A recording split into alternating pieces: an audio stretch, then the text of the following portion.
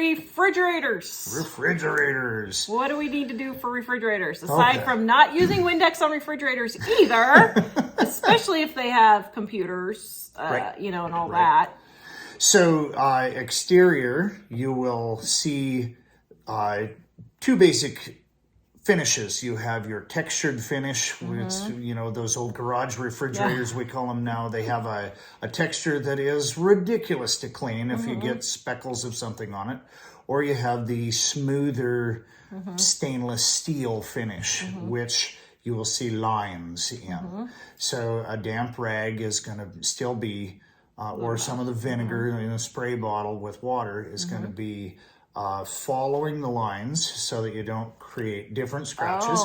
And you gotta, you know, kind of lean sideways and take a look at it sometimes, because you'll see some that are vertical lines in the polish instead of horizontal. So you want to follow those lines. And I never knew that. So there's actually lines on the stainless steel, but if you don't follow those, then you're going to get extra scratches. You can actually add extra scratches, Okay. Halfway between the finish and the interior, you've got the door seals. Take, especially for the French door models, they have two little flaps, top and bottom of the French doors themselves, that overlap to create a draft block. I hate them. Mostly because they're so vulnerable. I have been to many houses where people were snagging that bottom flap on their clothes, and it tears off easily because it's thin, it's out there, and it's drying out and getting brittle. So you can get a little 30 milliliter bottle of vegetable glycerin from your local pharmacy. It's food safe. They use it for sweetening baby medicines and preserving rose petals. So just a tiny, tiny bit. Rub it on those seals and that'll keep that rubber good and soft. Okay. You know, and use a soft rag with soapy water to clean those seals every once in a while. Okay. Because you don't want those to stick. Many models, that seal just presses in and locks in the door, and it will pull out if you have something sticky, like jelly gets stuck there. It tears the seal off of the door. You get a sag. It's an air leak. It'll wreck the performance of your machine, maybe spoil some food. So keep them clean. If they kind of want to feel sticky, you can put a very, very light covering of something like Vaseline on them. It's not always necessary, and you know, be very sparing because it turns messy if you have a little bit too much Vaseline on that door. You get it all over. Moving in deeper into the unit, you know, obviously, if they come with air filters, a lot of the newer ones have a little charcoal filter in them.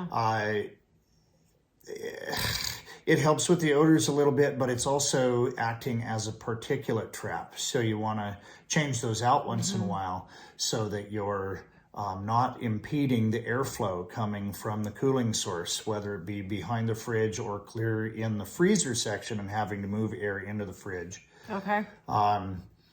Water filters, you know, they have usually a kind of a generic timer built into the refrigerator. If you do have a water dispenser and it requires a filter, change them regularly, you know, 3 to 6 months at most. Well, and on the water dispenser at our old house, the water dispenser kept molding.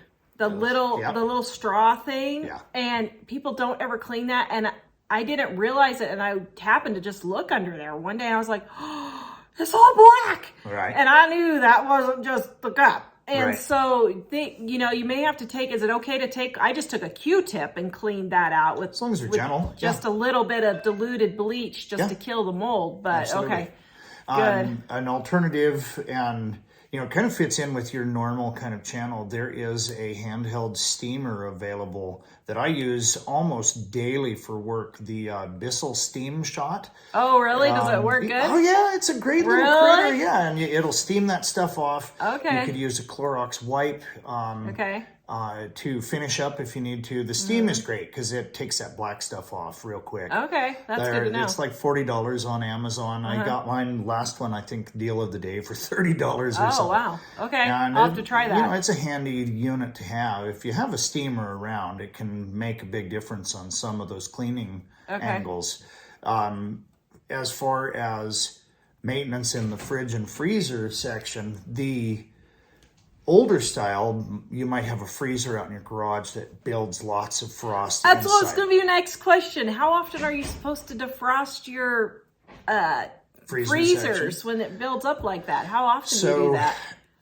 You don't want it to get, really blocking a lot of room. Okay. I would say 3/4 of an inch of frost in those old frosting types is probably plenty. So that's like every 4 to 5 months then? Yes. Okay. Absolutely. Most of your modern ones are frost-free. And if they have frost building up in them, there is a problem and it needs to be addressed. Oh, okay. So the frost-free ones should not have any frost at all. Correct. Or something's broken or blocked or something. Right. Okay. Usually it's something broken, like jelly stuck to the door seal, so it pulled out of place and has sagged down and you'll have an air leak. Or those dang strips on the French doors have torn off, you have an air leak. Okay. Your warmer room air has moisture in it and it goes in and it condenses in that freezer and it turns to this real glittery white soft frost. You can leave fingernail marks in it. The stuff in those older style non-frost free, it's harder. It builds like a cake almost. So if you see that real glittery soft frost in your freezer section, there is an issue. It's either not defrosting or you have an air leak and the defrost system can't keep up with the frost that is building from that air leak. Oh, lovely. Yeah. Okay. All right. Well, that's good to know.